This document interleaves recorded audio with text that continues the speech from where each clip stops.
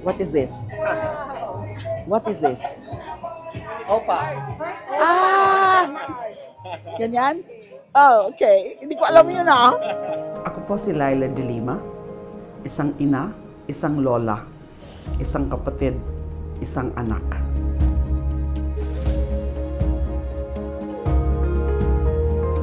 Ako po ay dating chairperson of the Commission on Human Rights, dating Secretary of Justice, at dati ring senador, at naging prisoner of conscience nung panahon ng Duterte administration.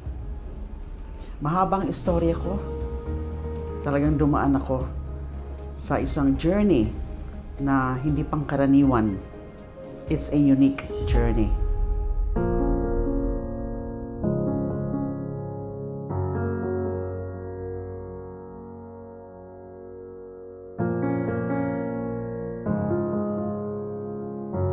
Yung aking daddy, ang kanyang focus dun sa intellectual side.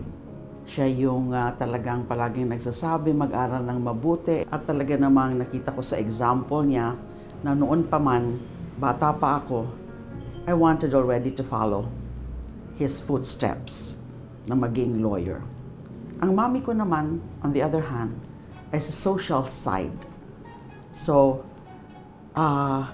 ang dami ko mga pinasukan ng mga extracurricular activities sa eskwelahan.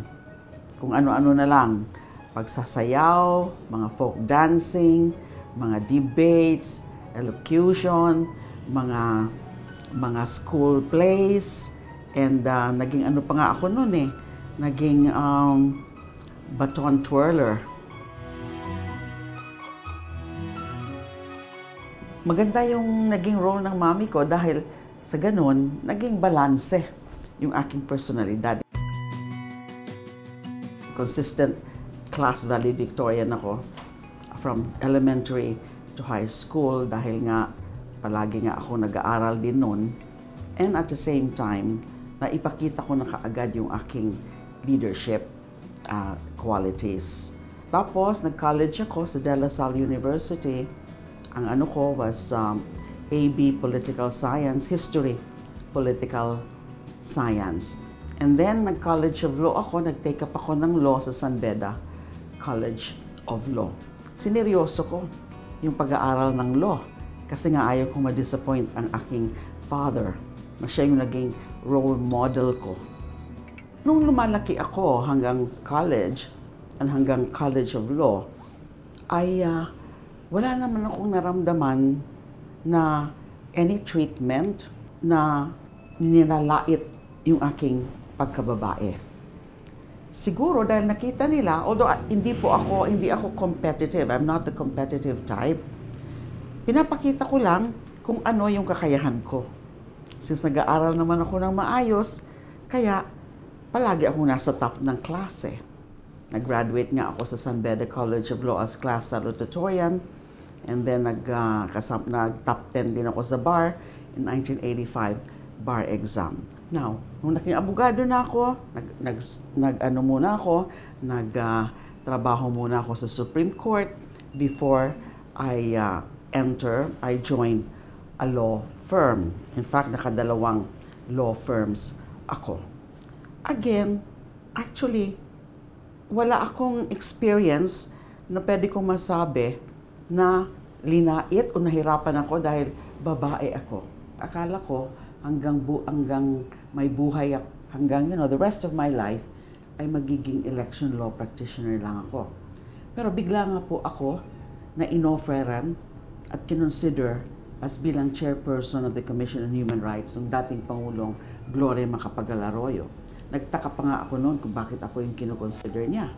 Kasi in fact, kinikriticize ko siya noon Kasagsagan yun ng mga kaso ng mga killings and abductions na yung attributed kay Major General Jovito Palparan. So sabi ni President GMA, I can see you as the face of the human rights. Because wala po akong exposure sa human rights except yung mga nababasa ko lang sa news. Other than that, hindi ko po yan linya. Pero sabi niya, I'm sure you will learn and you will like it. True enough. Just a few weeks after I assumed the office as CHR chairperson, na-realize ko na kung gaano kahalaga ang karapatang pantao. Dahil sunod-sunod rin yung mga hinawakan ng mga kaso ng CHR under my leadership. Nangyari yung Maguindanao Massacre. Tapos yung mga reports tungkol sa mga DDS killings, yung Davao Death Squad killings noon. Nakikita ko yung aking mundo nung ako yung CHR chairperson. Kasi meron kaming mga hinawakan na mga kaso tungkol sa mga discrimination against women, violence against women especially. Kaya nga nagkaroon kami ng Women's Center sa Commission on Human Rights. Ganun din uli nung ako ay Secretary of Justice na. Mas malawak na yung aking mandato ng mga all kinds of violations of the law, criminal cases, and doon, mas marami akong nakita ng mga cases or complaints about violence against women. So mas na-feel ko, even if hindi ko naramdaman personally, na-feel ko kung gaano kahirap yung mundo ng mga marami-rami nating mga kababaihan. Now, yung pagpasok ko sa politics by joining the senatorial race at naging senador nga ako, ay doon na nag-umpisa yung ordeal ko. Ang grabe yung pinagdaanan ko. Katapos na nag-conduct ako ng hearings in my capacity then as chairperson of the Senate Committee on Justice and Human Rights, lalo na nung represent ko na as witness yung isang self-confessed DDS or Davao Death Squad hitman na si Edgar Matubato. Hindi lang ako tinanggal bilang chairperson ng committee na yon, kundi naging subject ako ng halos araw-araw na paninira sa akin. Kung ano-ano yung mga sinasabi nila tungkol sa akin, I was being called not only the Bilibid drug trade queen, not only the mother of all drug lords, but also an immoral woman. Masakit na masakit po yon para sa aking pamilya. Naging actually witch hunt laban sa akin. All of a sudden, hindi na issue yung tungkol sa illegal drug trade. Ang issue na ay ako. Masama daw akong tao, na masama daw akong public servant, corrupt daw ako, at immoral daw po ako na babae. Ano bang naging kasalanan ko? Linabanan ko lang naman.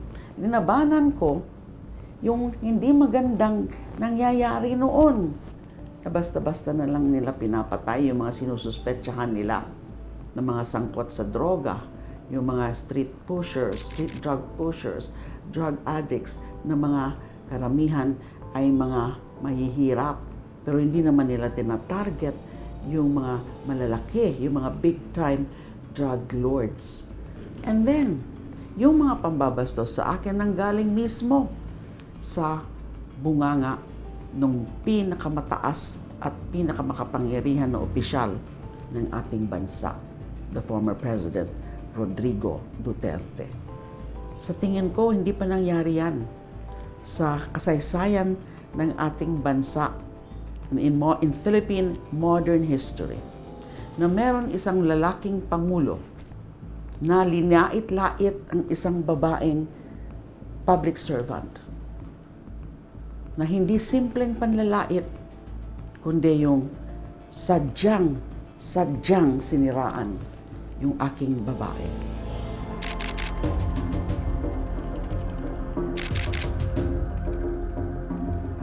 Yun ang sinasabi niya lagi na if I were in her shoes, I will cut my throat. Yung mga ganon kasi immoral nga daw ako. So, wala daw akong karapatan na humarap sa mga tao. Yun ang lagi niyang inuulit-ulit. Immoral. Magbigti daw ako. Well, if I were dilemma, ladies and gentlemen, I'll hang myself.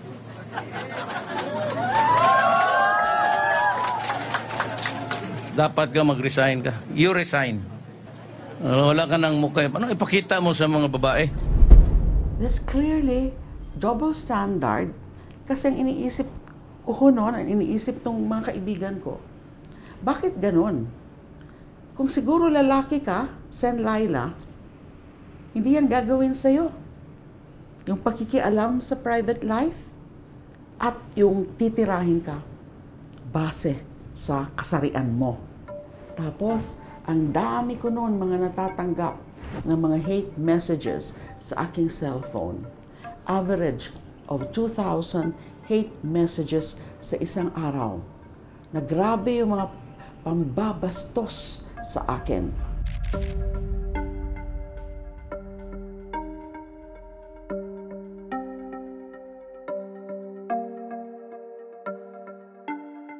Sa tingin ko, kasama sa strategy nila Mr. Duterte, nasirain nila ang pagkababae ko para mas maraming maniwala na involved talaga ako sa droga. Gagamitin nila yung morality card, morality angle. So paulit-ulit nilang mga sinasabi na immoral ako. And sa tingin ko, that was a brilliant strategy. Ginamit nila yung gender angle, ginamit nila yung morality angle para mas maraming tao ang maniwala tungkol doon sa akusasyon nila na ako ay sangkot sa illegal drug trade. Para mas maraming tao ang magalit din sa akin, mas maraming tao ang mangungutya din sa akin. Nakasentro sila sa pagkababae ko. Yun ang hindi maganda sa lipunan natin, yung mga patriarchal na mga lipunan. Dahil meron na silang nakaset na standards para sa mga kababaihan na hindi ka dapat nagde-deviate, hindi ka dapat yung lumalampas dun sa standards na yun. Na yun na nga, ano ka lang, demure ka, yung hindi ka masyadong nakikipag-argumento na dapat para if you can, kung we push it to the extremes, dapat you'll be as pure as Immaculate Mary, na anything you do outside of that standards, huhusgahan ka na kaagad as Mary Magdalene. Nakakalungkot na meron din mga babae na mas preferred nila yung ganun, na instead na depensahan yung mga inaapi na mga babae, iba pa ang mga sinasabi. Good for you. Good for you. Kasi ano ka yung hindi ka sumunod sa norms, sa societal norms. Hindi para sa akin ano po 'yan, hindi parang I really find it unacceptable. Napapasa ko po yung 4-piece law. Opo. At yung Magna Carta of the Poor. At yung Senior Citizens Commission Act. Kasi kaming mga ganyan na mga female politicians, female public servants, we tend to be more passionate dun sa mga advokasya, sa mga respective advocacies namin. And almost always, ang nagiging parang anti-status quo, anti-establishment. Yung mga ideas namin, yung mga sinusulong namin ng mga pagbabago o mga reforms.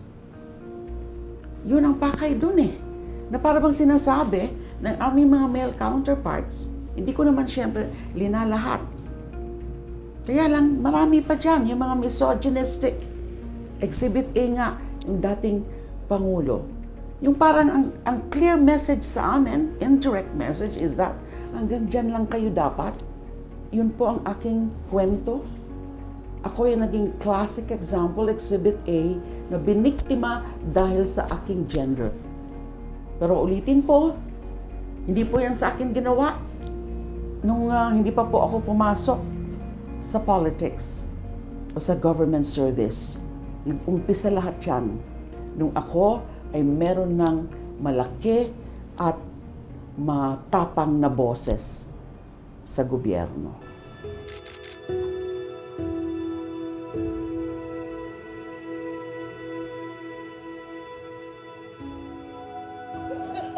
Thank you. Yan. Anong reaction ko kung sasabihin ako, hanggang dyan ka lang? Anong initial reaction ko niyan? Wala kang karapatan sabihin yan sa akin. Kasi itong narating ko ngayon, dahil sa aking pagsipag, dahil sa aking yung pagpapalaki sa akin ng aking mga magulang, dahil sa aking pag-aaral, dahil sa aking pagsisipag sa pag-aaral at sa aking pagkakaseryoso na gampanan yung mga iba't ibang posisyon na naibigay sa akin.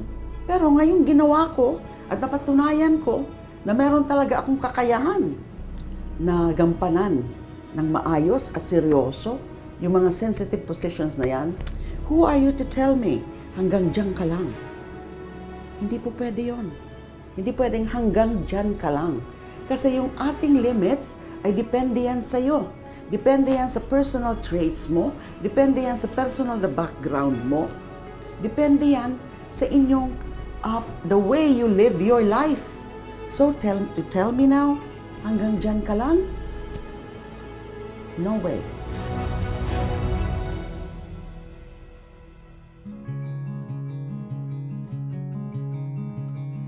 Babaeng malaya, pinilit ipiit, katumbas mo'y bayan ating sinisiil. Matimyas sa tapang, dakila sa giting, nilulugmo ka sa labis na pait.